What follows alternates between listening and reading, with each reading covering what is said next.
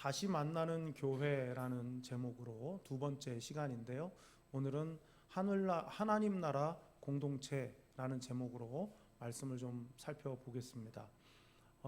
지난 목요일 날 어떤 한 목사님의 어떤 매체와의 인터뷰 동영상을 봤거든요. 근데 이제 그 목사님이 경기도 어느 지역에서 이제 오랫동안 이제 목회하시면서 교회를 이렇게 좀 규모 있게 이렇게 꾸리신 이제 그 목사님이신데, 연세가 좀 있으신 분인데, 당신의 목회 여정을 이제 돌아보면서 교회가 뭔가에 대해서 좀 정의를 해달라, 아마 이런 질문이었던 것 같아요. 그랬더니 그 목사님의 대답은 교회는 하나님 나라를 분양하는 모델하우스 공동체다, 이렇게 말씀하셨더라고요. 참 와닿는 말씀이다 하는 생각이 들었어요. 더군다나 제가 하나님 나라 공동체라고 하는 제목을 딱 정해놓고 이제 설교를 준비하는데 마침 그 영상이 있길래 제가 봤더니만 이제 딱 필요한 말씀을 해주시는데, 근데 이제 순간적으로는 조금 당황도 됐습니다. 왜냐하면 교회가 하나님 나라를 보여주는 곳이고 마치 아파트 모델하우스 같은 그런 역할을 한다고 하면, 생각을 해보니까 좀 어지럽더라고요. 이래도 될까? 막 이런 생각 있잖아요. 정말 모델하우스 다 와야 되는데 안 그런 거 아닐까? 우리 교회를 봐도 다른 많은 교회들을 봐도 그런 교회들을 찾아보기가 참 어렵지 않나? 이런 생각이 순간 스치듯이 잠깐 들었었어요. 그런데 금방 또 마음에 정리가 되더라고요. 왜냐하면 지난주에 설교할 때 말씀드렸잖아요. 완성된 교회는 없다고. 교회는 계속 개혁해 가야 되는 거예요. 그래서 우리가 장로교회잖아요. 장로교회 이런 그 교회들을 개혁교회라고 하거든요. 개혁이 무슨 막 투쟁하는 이런 개혁이 아니라 끊임없이 바꿔나가는, 고쳐나가는 이제 그런 의미가 있어요. 우리 개혁교회란 말이죠. 개혁교회는 계속해서 고쳐나가는 거거든요. 그런 관점에서 보면은 더 좋은 그런 아파트의 본 모습을 더 조금이라도 더 잘 보여주기 위한 모델하우스로서 계속 고쳐나간다, 그런 의미에서 보면 이 말씀이 정말 딱 맞는 그런 비유다, 이제 그런 생각을 했습니다. 여러분, 모델하우스는 축소판이지 실사판이 아니에요. 모델하우스가 살 수 있는 집은 아니라고요. 모델하우스는 축소판이다. 그런 관점에서 보니까요, 개혁한다는 것이 쉽지는 않습니다. 개혁은 쉬운 일이 아닙니다. 하지만 어떻게 보면 간단할 수도 있죠. 왜 그러냐면요, 세상에서 하나님 나라 백성답게 사는 사람들이 교회에 오면 교회는 딱 그렇게 되는 거예요. 하나님 나라를 분양하는 모델하우스 공동체가 될 수가 있어요. 그런데 우리는 거꾸로 해요. 교회에 와서는 하나님의 백성답게 살다가 세상에 나가면 그렇게 안 살아요. 그것이 반복이 되다 보니까 세상에서 살던 대로 교회에서 살고 있는 거예요. 그러니까 교회가 하나님 나라의 축소판, 하나님 나라를 분양하는 모델하우스 역할을 못하고 있는 거예요. 그래서 우리가 힘든 거예요. 너 때문에 힘든 게 아니라 나 때문에 힘든 거예요. 내가 세상에서 하나님 나라 백성으로 안 살다가 교회에 오니까 교회도 똑같이 하나님 나라가 안 이루어지는 거죠. 그러니까 그게 힘든 거고, 사실 따지고 보면 누구의 탓이 아니라 내 탓인 거예요. 여기서는 하나님 무서워서 조심하다가 여기서 나가면 하나님이 안 무서우니까, 그것이 반복되다 보니까 교회 와서도 하나님이 안 무섭게 되는 거예요. 여러분, 우리나라 지금 현재 정부를 윤석열 정부라고 하죠. 지난 정부를 문재인 정부라고 합니다. 문재인 나라, 윤석열 나라 이렇게 안 해요. 정부라고 해요. 왜냐하면 5년 동안 통치를 국민으로부터 위임받은 거예요. 그리고 그들이 5년을 책임지는 거예요. 근데 우리가 역사를 통해서 계속 확인하는 것이지만은 책임 못 져요. 어떤 누구도 책임진다 하지만 책임지는 사람이 아무도 없어요. 이게 민주주의예요. 여러분, 하나님 나라는 민주주의가 아니에요. 하나님 나라는, 세상 나라는 모든 주권은 국민으로부터 나온다 하니까 민주주의죠. 그러니까 다수결을 할 수밖에 없어요. 근데 우리는 윤석열의 나라, 문재인의 나라 이렇게 안 하죠. 문재인 정부, 윤석열 정부 이러죠. 근데 하나님 나라는 하나님 나라예요. 하나님 정부가 아니에요. 하나님 나라예요. 그리고 그 하나님 나라라는 말 속에는 하나님께서 소유하신 하나님의 나라의 의미가 있어요. 모든 주권은 하나님께로부터 나오고 하나님을 사랑해서 그 하나님 앞에 순종하는 사람들로 이루어진 나라가 하나님 나라예요. 그래서 이 하나님 나라는 장소의 공간의 제약을 안 받아요. 지구 반대편에 살아도 오늘은 그들이 밤이고 우리가 낮이지만 그들도 그 속에서 하나님을 사랑해서 그 뜻에 순종하는 하나님 명령에 하나님의 법에 따른다면 그 사람이 사는 거기가 하나님 나라인 거예요. 공간과 장소와 시간에 제한을 받지 않는 거예요. 하나님의 다스리심에 통치에 순종하니까 거기가 곧 하나님 나라다. 여러분, 지금 살고 있는 집이 있는데 모델하우스에 갔어요. 그래서 집을 살려고 해요. 계약하려고 합니다. 그러면 저는 이제 그런 경험이 없지만 모델하우스에 가서 구조를 보고 뭐 이렇게 달려있는 여러 가지 뭐 그런 자재나 이런 걸 보고 볼 때 무슨 생각을 합니까? 지금 살고 있는 집에서 애 방에 있는 그 장은 버리고 와야겠구나 이 생각하죠. 이 모델하우스를 들여다보니까 다 지어지고 이 집에서 내가 살면 옛날 같은 동선으로는 내가 움직이기가 어렵겠구나. 동선을 바꿔야 되겠구나. 그걸 모델하우스를 보면서 지금 살고 있는 집을 생각하면서 이 작용이 동시에 일어나는 거예요. 하나님 나라를 분양하는 모델하우스인 하나님 나라 공동체 교회 안에 들어와 있으면서 나는 지금 세상에서 이렇게 살고 있는데 신앙 안에서는 그렇게 살면 안 되는 거구나. 동선이 바뀌어야 되는 거구나. 이건 버려야 되는 거구나. 이런 생각은 고쳐야 되는 거구나. 이걸 어디서 확인하는 겁니까? 하나님 나라 공동체인 교회에서 말이죠. 이사 가려면 생각이 많잖아요. 집을 계약하려고 하면 이게 과연 우리 가족들에게 효과적인 동선인가? 지금 이 설계 자체가 이런 걸 지금 살고 있는 집과 그리고 갈 집을 생각하면서 끊임없이 생각하게 된단 말이에요. 그게 하나님 나라 공동체가 교회인 이유인 거예요. 세상에서 그것이 상식인 줄 알고 살고 있었는데 하나님 나라 공동체 안에 들어와 보니까 그건 버려야 되는 생각이구나.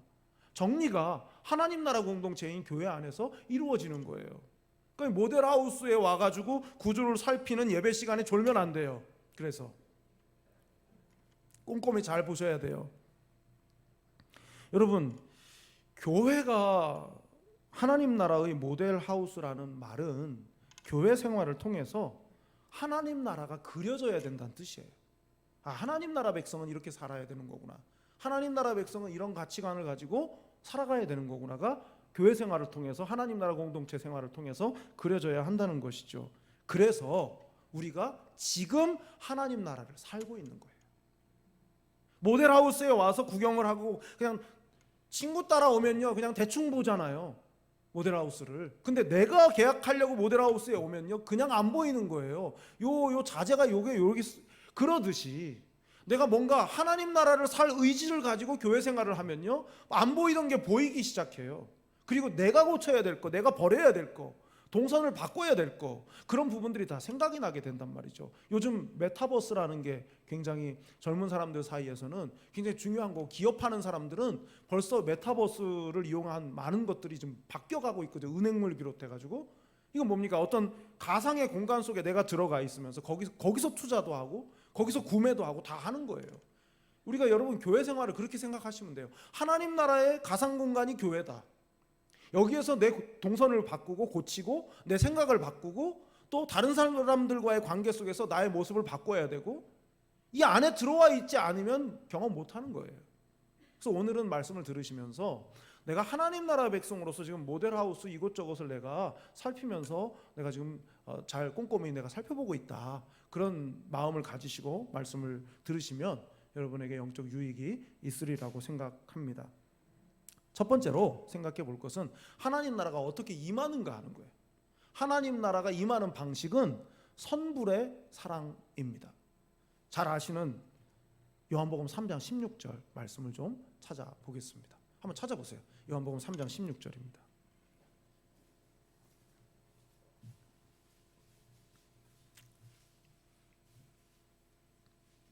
요한복음 3장 16절 말씀입니다. 하나님이 세상을 이처럼 사랑하사 독생자를 주셨으니 이는 그를 믿는 자마다 멸망하지 않고 영생을 얻게 하려 하심이라. 하나님 나라로 초대하는 만약에 초청장이 있다면 그 초청장을 딱 펼쳤을 때 있는 내용은 뭐냐? 독생자 주심이에요. 하나님이 독생자를 주신 것이 초청장의 주 내용입니다. 여러분, 이 요한복음 3장 16절은 저의 경우는 완전히 초등부 때부터 막 유치부 때부터 막 외우던 말씀이라고요. 그런데 여러분이 이 3장 16절에서 여러분 뭐가 제일 중요한지 아십니까? 이처럼이에요. 이처럼. 이처럼이 제일 중요해요. 여러분, 만약에 여러분 남편이 여러분에게, 여러분의 자식이 여러분에게 여보 사랑해 그러면 알아 이러면 끝이죠. 근데 여보 내가 당신을 진짜 사랑해 이처럼, 그러면서 여기서 요거 말고 봉투를 꺼내면 그 이처럼의 의미는 정말 큰 의미가 되는 거예요. 이처럼이 빠지면 듣는 사랑이지만 이처럼이 들어가면 보이는 사랑이에요.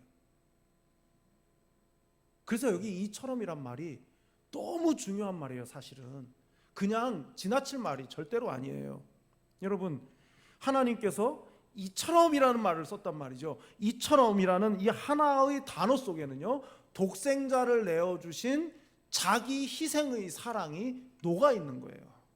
이처럼이라고 말씀하셨기 때문에 하나님께서 우리를 사랑하시는 그 천국으로의 하나님 나라의 초대장에 예수, 독생자 예수 주심, 이것이 비주얼하게 그냥 보이게끔 그 초청장에 아로 새겨져 있는 거예요. 하나님께서 우리를 그렇게 사랑하신다는 거죠. 그래서 이처럼이라는 말을 조금 바꾸면 이런 뜻이 되는 거예요. 하나님이 사람처럼, 의인이 죄인처럼, 승자가 패자처럼 우리를 사랑하셨다는 거예요. 그게 이처럼의 의미인 것입니다. 하나님은 우리에게 영생을 주시기를 원하시죠. 하지만 그 영생의 길을 누리는 것의 방해는 죄이지 않습니까? 여러분 한번 잘 생각해 보세요. 우리가 죄 없는 완전 무결의 상태가 되었기 때문에 하나님이 우리를 사랑하신 게 아니잖아요. 아니잖아요. 그러니까 이것은 선불이에요. 물건을 받고 카드를 긁은 게 아니에요. 그냥 결제하신 거예요. 죄 있는 그대로, 부족한 그대로. 그래서 선불의 사랑이에요. 우리가 원하지 않았는데, 우리가 생각지도 않았는데, 원하기도 전에 이미 결제는 끝나버린 사랑이 선불의 사랑입니다. 그것이 이처럼의 의미이기도 하고요. 하나님 나라는 선불의 사랑, 이처럼 사랑으로 시작이 됩니다. 다른 말로 하면 조건적으로 내가 너희를 사랑할 테니 너희가 나를 사랑해라 하신 게 아니라는 뜻입니다. 자, 그것을 잘 보여주는 말씀이 누가복음 15장 20절부터 24절인데요. 함께 보겠습니다. 누가복음 15장 20절에서 24절입니다.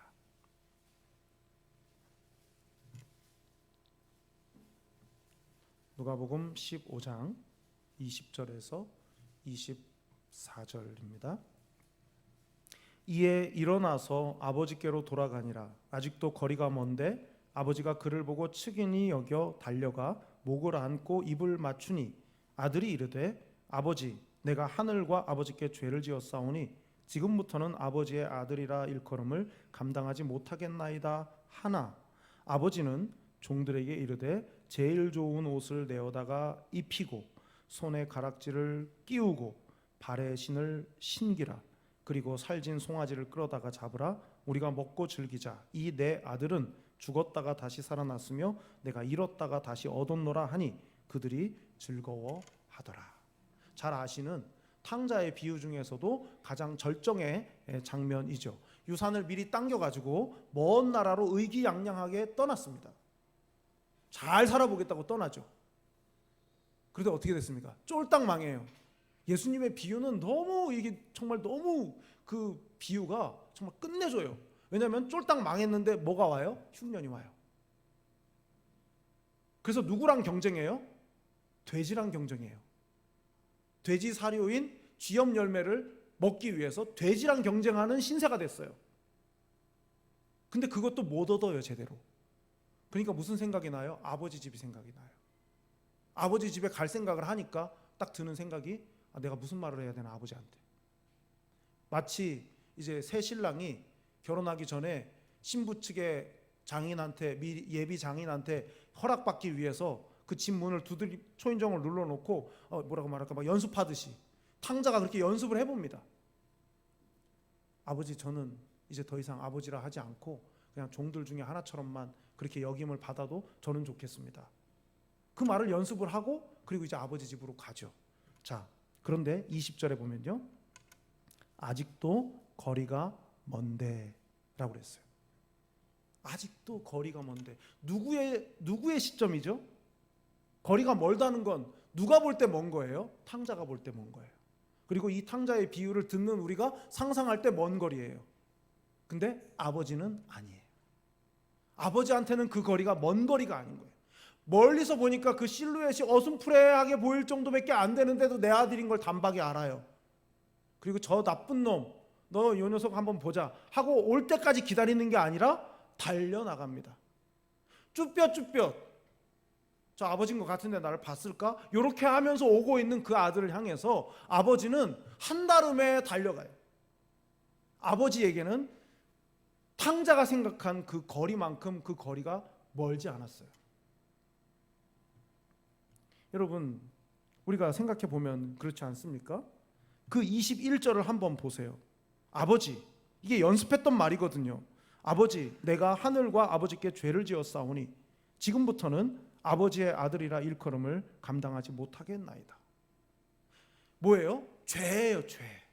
내가 아버지께 한 짓이 있어가지고 나는 아버지한테 딱 달라붙는 밀착된 친밀한 사랑은 나는 그거는 언감생심 불가능한 거고 그냥 우리 집에 있던 그 하인들하고 그냥 그 정도 취급만 나는 받아도 나는 감지덕지지 하고 그렇게 그 거리를 아버지와의 거리를 그만큼을 떼어놓고 온 거예요. 지금 이 아들은. 그런데 못하겠나이다. 다음 말이 뭐예요? 하나예요. 하나. 나는 아버지를 이제 아버지라고 못 부르겠습니다. 그냥 종으로 그렇게 여겨주면 됩니다. 라고 하나 아버지는 아니라 이거죠. 어떻게 합니까? 동사 3개가 나오죠. 옷을 입히고 금가락지를 끼우고 그 다음 뭐예요? 세 번째가 신을 신겼다고. 한 가지씩 묵상을 해도 참 의미가 있는데 시간 관계상 그럴 수는 없고요. 신을 신겼다? 이게 무슨 뜻인 줄 아십니까? 신발을 신은 그러니까 종은 신발을 안 신어요. 그 당시의 문화는. 맨발이라고요. 맨발. 야, 너는 내 아들이야. 네가 왜 맨발로 다녀? 넌 내 아들인데. 이게 아버지 마음인 거예요. 그 마음으로 신을 신겼다. 여러분, 아버지는요 돌아오기만 하면 되는 거예요. 아버지는 준비가 다 돼 있어요. 근데 아들은요 준비를 해야 될 것 같은 거죠. 아버지를 만나면 이것도 준비하고 아버지를 만나려면 이것도 준비하고 이것도 준비하고 내가 이런 모습으로 이런 말로 이런 행색으로 준비할 게 많은 거예요. 탕자는. 근데 아버지는 그런 게 필요가 없어요. 그냥 오면 되는 거예요. 여러분, 맨 마지막에 한번 보세요. 그들이 즐거워하더라로 끝나거든요. 그들이 누굽니까? 아버지와 아들이죠. 아버지와 아들이에요. 다른 모든 사람들이 다 보라고 얘 내 아들이라고 그거 위해서 잔치한 거거든요. 그 아들이요 뭔가를 노력해야 될 걸로 생각했고 그 노력이 통하지 않는다면 한 차원 한 등급 내려가지고 종으로 살아도 되겠다 하고 왔지만 그 노력은 아버지 입장에서 아무 필요 없는 짓이었어요. 그냥 오면 되는 거였어요. 여러분, 아버지의 무조건적인 사랑을 받아들이기만 하면 되는 겁니다. 받아들이는 거. 많은 사람들이 이걸 이해 못해요. 술 끊으면 교회 오겠다. 내가 뭘 정리하면 내가 교회 오겠다. 내가 그동안 못되게 굴었던 그런 것들을 내가 다 안 하고 내가 착하게 되면 내가 그때 오겠다. 이게 탕자의 생각인 거예요. 탕자의 생각. 그냥 오면 되는 건데. 그냥 주님께 나오면 되는 건데.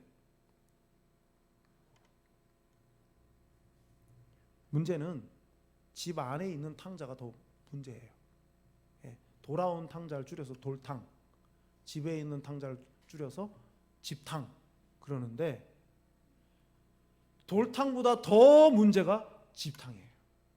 집탕은 걱정을 안 끼쳐요. 말하기도 전에 알아서 척척해요. 근데 그러는 이유가 뭐냐면, 그래야 아버지가 나를 사랑한다고 생각하는 거예요. 이게 집탕이에요. 집탕이 더 문제인 거예요.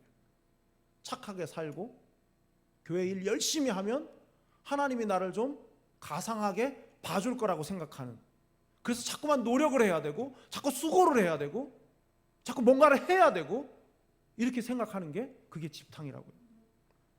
아버지는 무조건 사랑하기로 작정했는데, 내가 잘하면 물론 기뻐하지만 그걸로 부자관계가 성립되는 것은 아니라는 거예요. 그래서 집탕이 더 위험한 것이죠.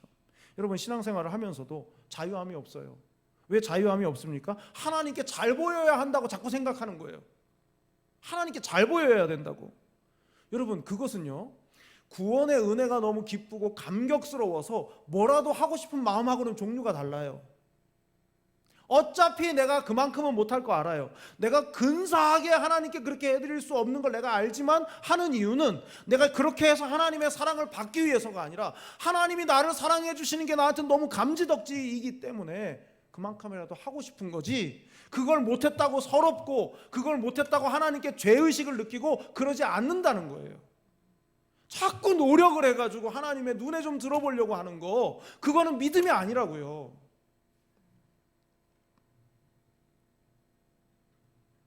신앙생활을 하면서 나는 하나도 한 게 없지만 그럼에도 불구하고 나를 사랑하신다는 걸 받아들이는 거, 그게 믿음이에요. 여기서 중요한 하나님 나라 공동체의 원리가 나옵니다. 선불의 사랑을 받은 자의 반응은 믿음이라는 거예요. 믿음. 믿음이 뭐냐? 받아들이는 거예요. 그들이 즐거워했다고 그랬지만 한 것처럼 아버지와 함께 즐거워할 수 있는, 다른 아무 생각하지 않고 아버지가 나를 그냥 있는 그대로 받아줬다는 그 사실 하나만으로도 그저 함께 아버지와 함께 같이 즐거워할 수 있는 거, 그게 믿음이라고요. 그게 믿음. 받아들이는 믿음과 관련해서 중요한 한 인물, 오늘 본문의 내용인데요, 한 인물을 살펴보려고 해요. 잘 아시는 삭개오입니다. 예수님께서 여리고로 들어가셨어요. 들어가신 이유는 여리고에서 오래 머물기 위해서가 아니라 여리고를 통과해서 지나가시려고 들어갔어요. 근데 누가는 예수님이 여리고를 찾으셨을 때 이 삭개오에 대해서 소개를 하죠. 뭐라고 소개합니까? 세리장이요 부자라. 넌지시 삭개오가 부자인 이유는 세리장이기 때문이다. 세금을 부과하고 징수하는 과정에서 자기가 일부분을 착복해서 그걸로 부를 축적한 그런 부자라는 말을 넌지시하기 위해서 세리장이요 부자다, 이렇게 소개를 이 삭개오에 대해서 했어요. 로마 제국의 세금을 갖다 바쳐야 되는 이제 그런 사람이 이 삭개오인데, 자 3절 4절 보겠습니다. 그가 예수께서 어떠한 사람인가 하여 보고자 하되 키가 작고 사람이 많아 할 수 없어 앞으로 달려가서 보기 위하여 돌 무화과 나무에 올라가니 이는 예수께서 그리로 지나가시게 되밀어라. 여기에서도 거리가 나오죠. 예수님과 삭개오 사이의 거리. 그게 뭐예요? 키가 작다. 키가 작다. 이 거리에 극복하기 어려운 거리예요. 그다음 두 번째는 많은 사람들의 애워싼. 그래서 주님께 나아갈 수가 없는 거예요. 탕자는 자기 죄 때문에 그것이 거리가 돼서 아버지께 못 가는 거였었고, 삭개오는 자기가 선천적으로 가지고 있는 키자금, 이건 이제 난쟁이를 의미하는 뜻이거든요. 그렇게 자금, 그리고 그것도 어려운데 사람까지 많아가지고 더 이상 예수님을 쳐다조차 볼 수 없는 그런 거리에 있었던 사람이 바로 이 삭개오입니다. 근데 왜 돌무화과 나무에 올라갔을까요? 뽕나무 꼭대기로, 이런 노래 어릴 때 불렀거든요. 뽕나무는 잘못된 번역이고 돌무화과 나무예요. 이 나무가 우리나라로 말하면 가평 잣나무 같이 30m, 40m 길게 높이 뻗는 그런 나무가 이 돌무화과 나무인데, 이스라엘은 양 치는 사람들이잖아요. 양을 치는 목동은 가난하거든요. 양 치고 양젓 짜서 팔고 남는 걸로 그중에 조금 우리 가져가고 그래가지고는 가족 생계가 어려워요. 그래서 어떻게 하냐면 투잡을 뛰는 거예요. 요즘 말로 하면 투잡을. 그 투잡이 뭐냐면 이 돌무화과 나무 위에 올라가서 엉금엉금 기어 올라가가지고 거기에 달려있는 돌무화과 나무의 작은 열매에 바늘로 콕 찔러요. 그럼 구멍이 뽕 나죠. 거기다 올리브유, 올리브 기름을 이렇게 묻혀요. 그러면 나중에 이 돌무화과 나무가 열매가 커지면 단맛이 나는 열매로 바뀌어요. 이거를 일당받고 하는 사람들이 그 목동들이 투잡을 그렇게 뛰는 거예요. 가장 가난한 사람들이. 근데 삭개오는 부자잖아요. 체면 불구하고 저 높은 꼭대기 높은 나무에 누가 올라가 있다? 그 사람은 목동이란 말이에요. 자기가 부자인 자기가 그 사람들 중에 하나처럼 취급을 받더라도 거기에 올라간 거예요. 왜요? 예수님 보려고. 자기 무엇으로? 노력으로. 여러분, 그렇게 올라간 그 삭개오보다 빨랐던 게 있었어요. 그게 예수님의 선불의 사랑이에요. 자, 5절을 한번 보세요. 예수께서 그곳에 이르사 쳐다보시고 이르시되 삭개오야 속히 내려오라. 내가 오늘 내 집에 유하여야 하겠다 하시니. 삭개오를 향한 예수님의 선불의 사랑이죠. 왜요? 예수님은 여러 마을들, 지역들, 도시들을 다니면서 복음을 전했지만 예수님을 찾아온 사람이나 예수님이 다가가서 말을 건 사람이나 이름이 나오는 경우가 거의 없어요. 예수님이 삭개오가 삭개오인 줄 알고 계셨다고요. 그냥 무성 영화로 화면만 보면 예수님이 사람들하고 막 지나가다가 이렇게 하는 걸로밖에 안 보이지만 그렇게 가시는 예수님은 삭개오를 알고 있었고 이름이 뭔지 뭐 하는 사람인지 이미 알고 계셨다고. 아까 우리가 찬양했죠. 나를 아시고 나를 이해하시네. 주님이 삭개오가 어떤 인생을 살아왔고 그의 이름이 뭔지 뭐 하는 사람인지 다 알고 계셨다고요. 그가 아직 회개하기 전인데 그를 받아주셨어요. 그래서 삭개오야 내려와. 여러분, 저는요, 제가 삭개오잖아요. 전 떨어졌어요. 내 이름이 예수님의 입에서 튀어나오는 순간 전 떨어졌다고. 엄마 깜짝이야 하고 떨어졌을 거예요. 내 이름 어떻게 알지? 여러분, 이게 선불의 사랑이라고. 자, 더 보세요. 6절. 급히 내려와 즐거워하며 영접하거늘. 삭개오 딴에는 주님과의 거리를 좁히기 위해서 돌무화과 나무를 선택하고 그 위에 나의 노력으로 주님을 보기 위한 노력으로 올라갔지만 자신의 핸디캡을 극복하고 장애물을 극복하면서 그렇게 노력했지만 실은 주님은 미리 이미 그 삭개오를 다 아시고 그와의 만남을 이미 준비해 놓으신 상태였던 거예요. 탕자랑 좀 다르죠? 탕자는 그냥 저는 종으로만 여겨줘도 밥 세 끼만 먹어도 저는 다행이네요.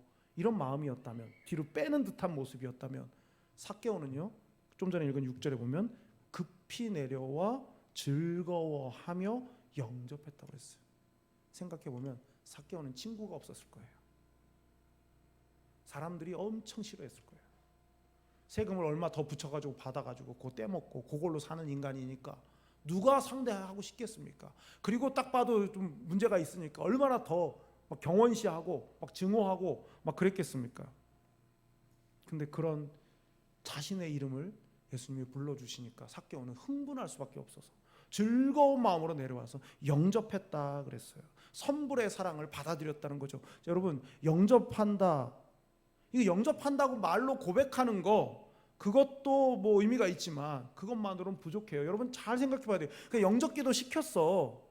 그냥 그 분위기상 영접기도 안 할 수 없어가지고 영접기도 시켰어. 이거 물론 하나님이 성령께서 그걸 통해서 역사하시지만 그게 다가 아니라고요. 충분히 설명하고 영접기도 시켜야 돼요. 오늘 만나자마자 영접기도 시키면 그냥 나한테 딱 콕 끼는 게 아니라고요. 여러분, 영접이 뭐예요? 받아들이는 거예요. 받아들이는 거라고요. 여러분, 유심히 보시는 분들은 아시겠지만 우리 교회 엘리베이터에서 내려서 요 복도로 들어오는 통로로 딱 들어서자마자 정면 좌측에 시가 써 있어요. 아세요? 좀 붙여놓을 때는 좀 보라고 붙여놓은 거지. 좀 보세요. 방문객, 정현종 씨의 방문객이라는 시가 써 있어요. 그 시가 무슨 내용입니까? 사람이 온다는 것은 실로 어마어마한 일이다. 그 사람의 과거와 현재와 미래가 오는 것이다. 그 사람의 인생 전체가 나한테 오는 거예요. 그 사람을 맞는 것은 그 사람을 맞이하는 게 아니라 그 사람의 인생을, 그 사람의 사연을 다 받아들이는 거거든요. 여러분, 신앙적으로 예수님을 영접한다는 것은 어떤 의미입니까? 그냥 예수님을 만나는 게 아니에요. 그냥 예수님을 눈으로 보는 거, 눈 마주치는 거 이런 게 아니에요. 그게 영접이 아니에요. 하나님께서 나를 위해서 주님을 통해서 하신 일, 나를 향해 하나님께서 가지고 계신 마음, 나를 위해서 온 천지 만물을 다 지으시고 다스리시는 그 하나님의 마음 전체를 다 받아들이는 게 그게 영접이에요. 분위기상 안 하면 안 되게 만드는 그런 게 아니라고요. 삭개오가 주님을 영접했다는 말은 창조주 하나님을 모셔드렸다는 그런 뜻이 됩니다. 정말 어마어마한 일인 것이죠. 예수님을 자신의 집으로 모십니다. 그러는 동안에 그 모습을 지켜보고 있던 사람들은 수군거리기 시작해요. 어떻게 저런 인간의 집에 들어갈 수가 있어? 아무도 상종 안 하는 저런 인간의 집에 들어가다니, 밥도 먹을 텐데 그게 말이 돼? 막 이러면서 막 쑥덕쑥덕 거리고 있는 거예요. 삭개오가 예수님을 받아들였지만 사실은 예수님이 삭개오를 받아주신 거죠. 사람들이 수군거리는 게 그 증거인 거예요. 몸은 삭개오의 집에 들어가시는 거지만 사람들이 볼 때는 어떻게 저 집에 들어가? 저 사람을 어떻게 인정해? 저 사람을 어떻게 받아줘? 이거지 않습니까? 여러분, 우리가 예수님을, 우리가 교회에 오고 또 뭐 주님의 일을 감당하고 이게 다 뭐예요? 주님이 우리를 받아들였다는 전제가 깔려있는 얘기인 거예요. 삭개오의 반응의 그 의미가 아주 뚜렷해지죠. 자, 한번 보세요. 8절입니다. 8절. 삭개오가 서서 주께 여짜오되 주여 보시옵소서, 내 소유의 절반을 가난한 자들에게 주겠사오며 만일 누구의 것을 속여 빼앗은 일이 있으면 네 갑절이나 갚겠나이다. 예수님을 뭐라 불렀죠? 주여라고 불렀어요. 이 사람의 직업이 세리장, 속국인 이스라엘의 여리고 사람들의 세금을 걷어서 로마에다가 보내는 사람이니까 이 사람의 주는 로마 황제죠. 주라는 말이 큐리오스라는 말인데 이 큐리오스라는 말 자체가 황제를 부르는 칭호였어요. 그런데 지금 삭개오가 예수님한테 주라고 불렀어요. 무슨 뜻입니까? 내 인생의 주인이 바뀌었습니다. 내 인생의 주님이 바뀌었습니다. 그냥 여러분, 삭개오가 우리 집에 오신다니 이게 뭐 100만 년 만이야. 우리 집에 손님이 다 오다니 그런 차원이 아니라 인생의 주인이 바뀌는 장면이라고. 그러니까 그가 온다는 것은 실로 어마어마한 일이다. 정말 그런 거 아닙니까? 저분이 나에게 오신다는 것은, 저분이 나를 받아준다는 것은, 모양새는 내가 저분을 영접하는 것 같지만 실은 저분이 나를 받아주는 거네. 저런 분이 나를 다 받아주시네. 이게 영접인 거예요. 주님을 영접하고 새로운 눈이 탁 트이니까요, 뭐를 말씀드려요? 저의 재산의 절반을 가난한 자들에게 주고 남의 것을 빼앗은 게 있다면 4배로 다 갚겠습니다. 여러분, 이게 구원의 조건이 아니잖아요. 구원의 조건이 아니잖아요. 내가 이렇게 할 테니까 나를 구원해 주소서가 아니에요. 내 이름을 불러주셨고 나를 아셨고 내가 너에게 들어가서 너와 유하여야 하겠다라고 주님이 먼저 말씀하셨어요. 그러니까 지금 이 삭개오는 구원의 감격 속에서, 여러분 한번 상상해 보세요. 예수님이 주인이 아닐 때는요, 내가 키가 너무 작아. 어디 가면 다 나만 보는 것 같아. 그리고 내 직업에 대해서 아는 사람들은 쑥덕거려. 아무도 나랑 상종을 안 해. 이 결핍, 이 소외, 이걸 뭘로 푸는 겁니까? 삭개오는 돈으로 푸는 거예요. 돈으로 풀어요. 돈이 많으면 무시 못하겠지. 이렇게 쌓아놓는 거예요. 그래서 어떻게 해요? 예수님이 집에 들어오셨는데 서서 얘기하죠. 서서. 지금 앉아가지고 편안하게 주님께 얘기할 게 아니에요. 왜요? 아무도 안 와본 우리 집에는 내가 비리로 축제한 그 모든 것들이 다 쌓여 있거든요. 그걸 주님이 다 보시거든요. 고백 안 할 수 없는 거죠. 내가 소속이 바뀌고 내 주인이 바뀌었는데 내가 이걸 그대로 안고 가면서 주님을 섬기겠다는 게 안 된다는 걸 삭개오는 알아버린 거죠. 그러니까 옛날에는 이게 있어야 내가 사람들 앞에 그래도 목에 힘을 줄 수 있었는데 이제 이거 없어도 저는 괜찮습니다의 고백인 거예요. 이것은 재산을 드리겠다, 만약에 빼앗은 게 있으면 갚아버리겠다, 이게 다 이거 없어도 저는 있는 그대로 당신에게 받아들여졌음을 저는 믿습니다라는 믿음의 고백이지 이것이 구원의 조건은 아니라는 거예요. 삭개오가 주여라고 부르지 않습니까? 여러분, 예수님을 믿는다는 것은 소속이 바뀌는 겁니다. 소속이. 여러분, 세상에 제일 힘들고 안타까운 사람이 누구냐면 소속이 헷갈리는 사람입니다. 소속이 헷갈리는 사람. 우리가 경험해봤잖아요. 엉덩이가 들썩들썩하죠. 내가 여기 있는 게 맞나? 저기로 가는 게 맞나? 이게 지금 소속이 헷갈리는 거거든요. 뭘 해도 안 즐거워요. 소속이 헷갈리는 사람은 뭘 해도 안 즐겁게 돼 있습니다. 지금 삭개오가 소속을 딱 정했어요. 나는 예수 그리스도가 나의 주님이시다. 나는 세상 나라에 속한 사람이 아니고 나는 하나님 나라에 속한 사람이다. 소속을 분명히 했어요. 하나님 나라가 나에게 임했기 때문이죠. 여러분, 이 예가 딱 적절해요. 해외에 있는 한국 사람들이 고속도로를 타고 일요일마다 3시간, 4시간을 달려서 교회를 가요. 걸어서 동네에 갈 수 있는 미국 사람 다니는 교회가 있지만 거기 안 가고 3시간, 4시간 고속도로를 달려서 한인교회 갑니다. 이유가 뭔지 아세요? 6일 동안 내가 외국인으로 살았다 이거예요. 타국인으로 내가 미국에서 살았는데 내가 오늘만큼 한국 사람으로 살고 싶다 이거죠. 그래서 한인교회 가는 거예요. 여러분, 우리가 세상에 살고 있어요. 세상 사람입니다. 우리도 똑같이. 그러나 우리의 신분은 바울의 고백과 같이 우리의 시민권은 오직 하늘에 있다고 그랬어요.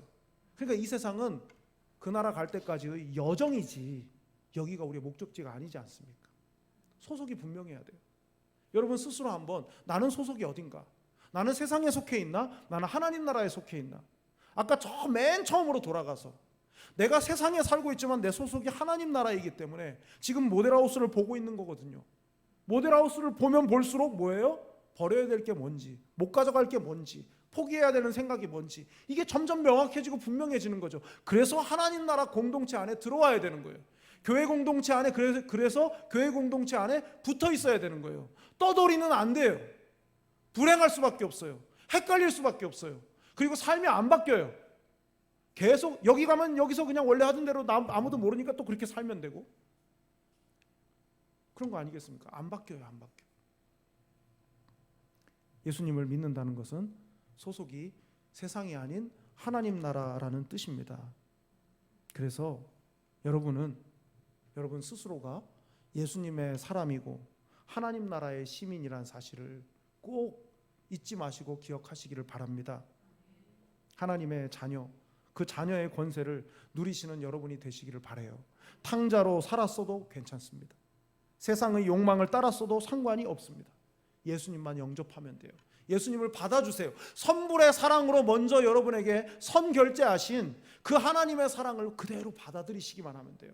내가 부족해도 나한테 죄가 있어도 아직 해결되지 않은 문제가 있어도 그 집에 들어가면 아버지께서 내게 신을 신겨 주실 것이거든요. 그러므로 주님을 영접하시고 자녀됨의 권세를 누리시고 하나님 나라 공동체의 즐거움을 복을 누리시는 여러분 모두가 되실 수 있기를 바랍니다. 기도하겠습니다. 사랑이 많으신 하나님 아버지, 주님께서 가르쳐 주신 기도처럼 저희의 삶에 날마다 하나님의 나라가 오게 해 주시옵소서. 나를 받아주신 주님을 영접한 자가 누리는 하늘의 권세를 누리게 해 주시옵소서. 나의 노력이 아닌 하나님의 선불의 사랑이 나를 구원하셨음을 기억하며 날마다 하나님 나라 백성의 노래로 감사하며 살아가는 저희가 되게 해 주시옵소서. 사랑이 많으신 예수님의 이름으로 기도드리옵나이다. 아멘.